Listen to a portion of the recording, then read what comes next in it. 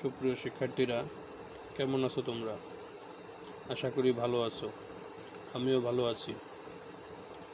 আমি অসীমকান্তি সরকার, প্রভাষক হিসাব বিজ্ঞান, বিএম শাখা, Ishwarganj girls school and college, Ishwarganj, Mymensingh. আমার আজকে আলোচ্য বিষয় হিসাব বিজ্ঞান নীতি ও প্রয়োগ 1। এই বইয়ের হিসাব নিয়ে আলোচনার বিষয় হচ্ছে আমার হিসাব। হিসাব কাকে বলে এবং কত প্রকার ও কি কি? হিসাব কাকে বলে? আবেদনী করতে জমা খরচের বিবরণীকে হিসাব বলে। লেনদেন সংশ্লিষ্ট পক্ষসমূহকে তাদের সমজাতীয়তার ভিত্তিতে হিসাব বিজ্ঞানের নিয়ম অনুযায়ী উপযুক্ত শিরোনামের অধীনে সাজিয়ে যে সংক্ষিপ্ত ও শ্রেণীবদ্ধ বিবরণী প্রস্তুত করা হয় তাকে হিসাব বা হিসাব খাত বলে। হিসাব সম্পর্কে বিভিন্ন মনীষীগণ বিভিন্ন মতামত প্রকাশ করেছেন। বিভিন্ন জন বিভিন্ন সংজ্ঞায় হিসাবকে সংজ্ঞায়িত করেছেন। এদের মধ্যে এল.সি. ক্রুপার বলেছেন, হিসাব হলো এমন একটি বিবরণী যা নির্দিষ্ট বিষয় বা ঘটনাসমূহকে হিসাব রক্ষণের ছক অনুযায়ী কথায় ও অঙ্কে প্রকাশ করে থাকে। অধ্যাপক আর.এন. কার্টার বলেছেন, হিসাব হলো কোনো নির্দিষ্ট সময়ে কোনো ব্যক্তি বা বস্তু সংক্রান্ত বিষয়ে সংঘটিত লেনদেনসমূহের সংরক্ষিত খতিয়ান বিশেষ। অর্থাৎ কোনো নির্দিষ্ট সময়ে সংঘটিত কোনো ব্যক্তি বা প্রতিষ্ঠানের সমস্ত লেনদেনগুলোকে সমজাতীয়তার ভিত্তিতে শ্রেণীবদ্ধ করে সংক্ষিপ্ত আকারে যে বিবরণী প্রস্তুত করা হয় তাকেই হিসাব বা হিসাব খাত বলে গণ্য করা হয়। হিসাব বিজ্ঞানে হিসাবকে 5টি ভাগে ভাগ করা হয়েছে।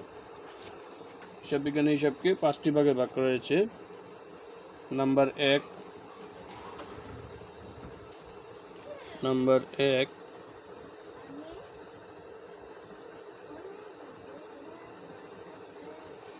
সম্পত্তিবাচক হিসাব।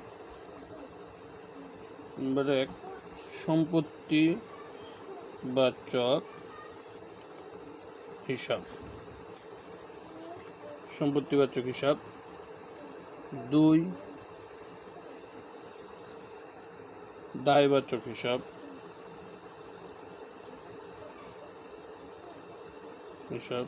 3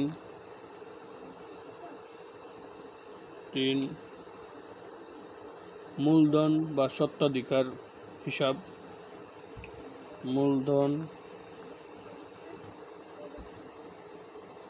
মূলধন বা স্বত্বাধিকার হিসাব।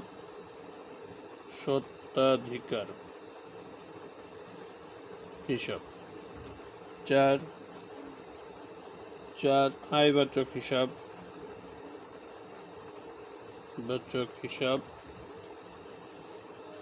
5 ব্যয়বাচক হিসাব।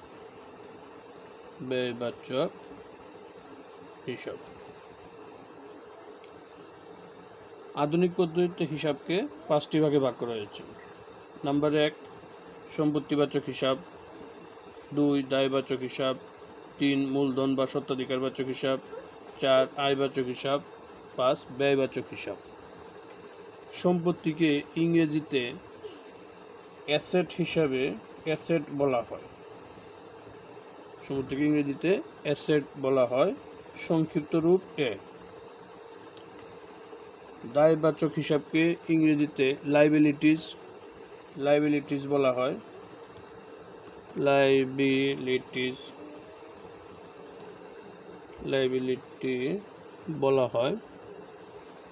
সংক্ষেপে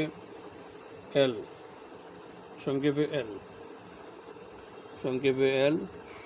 মূলধন বা স্বত্বাধিকারবাচক হিসাবকে ক্যাপিটাল হিসাব বলা হয়। ইংরেজিতে ক্যাপিটাল সংক্ষেপে সি বলা হয়। আয়বাচক হিসাব ইংরেজিতে ইনকাম অ্যাকাউন্ট বা ইনকাম হিসাব সংক্ষেপে আই। ব্যয়বাচক হিসাব কে ইংরেজিতে এক্সপেন্ডিচার অ্যাকাউন্ট বা হিসাব, সংক্ষেপে ই বলা হয়। এই হলো হিসাবের পাঁচটি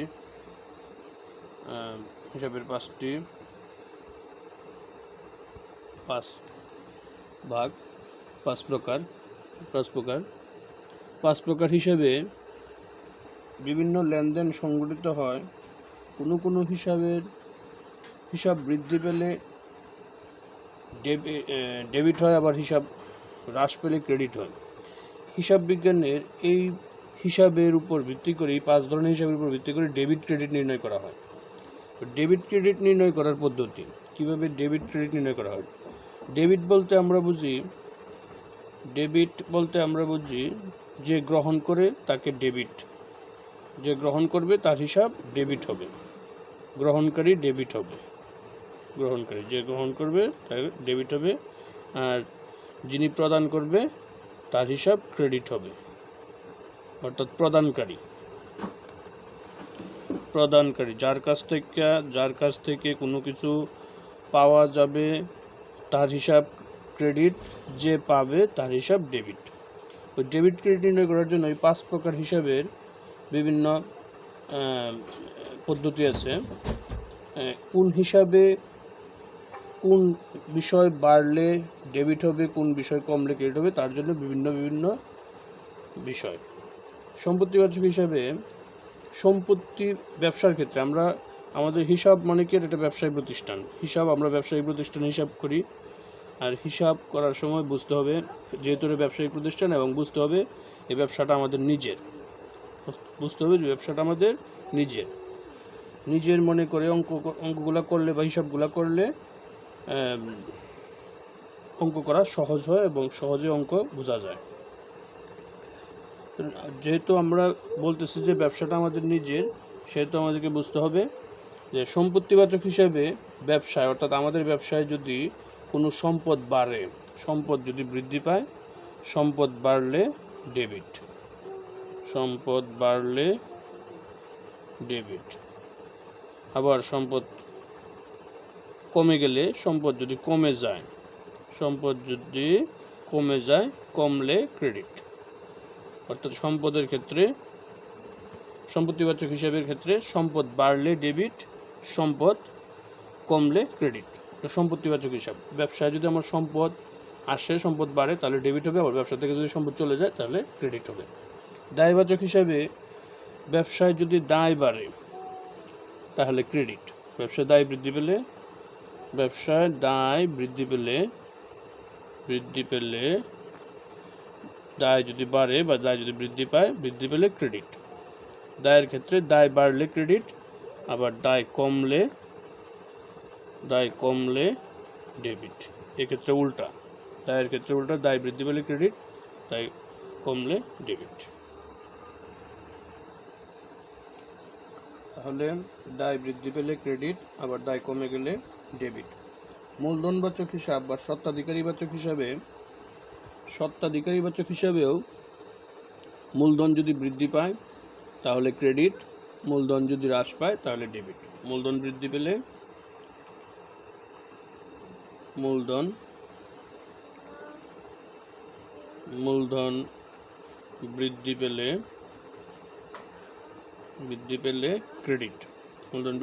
ক্রেডিট, আবার মূলধন কমলে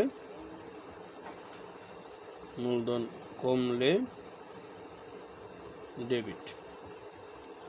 মূলধনবাচক হিসাবে মূলধন বৃদ্ধি পেলে ক্রেডিট, আবার মূলধন কমলে ডেবিট। মূলধনবাচক হিসাব। আয়বাচক হিসাবে আয় যদি বৃদ্ধি পায়, অর্থাৎ ব্যবসার যদি আয় বৃদ্ধি পায়, ব্যবসায়ের ক্ষেত্রে হবে, ব্যবসায় আয় বৃদ্ধি পেলে ক্রেডিট, আবার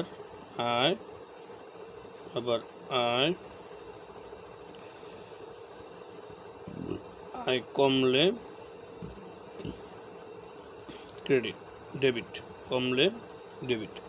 আয় বৃদ্ধি পেলে ক্রেডিট, আয় কমলে ডেবিট।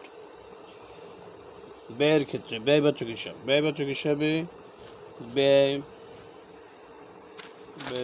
হিসাবে ব্যয়ের পরিমাণ, ব্যয় যদি বৃদ্ধি পায়, ব্যয় বৃদ্ধি পেলে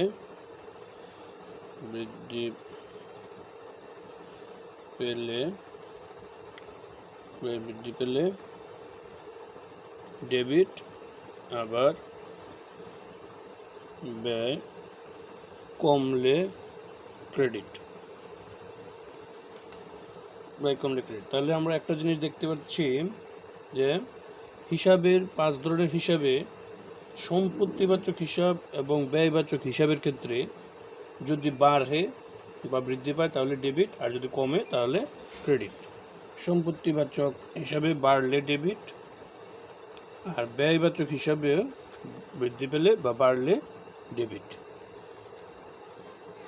5 ধরনের হিসাবের মধ্যে সম্পত্তিবাচক হিসাব এবং ব্যয়বাচক হিসাবে বাড়লে ডেবিট, কমলে ক্রেডিট। আর বাকি 3 ধরনের হিসাবে দায়বাচক বা মূলধনবাচক বা আয়বাচক হিসাবে বৃদ্ধি পেলে ক্রেডিট, কমলে ডেবিট। এই হলো হিসাবের 5 ধরনের হিসাবে ডেবিট ক্রেডিট নির্ণয়ের পদ্ধতি। এই 5 ধরনের হিসাবের মাধ্যমে কিভাবে আগে ডেবিট নির্ধারণ করতে হবে এবং কিভাবে ক্রেডিট নির্ধারণ করে তা শিখতে হবে। তা শেখার মাধ্যমেই তুমি একটি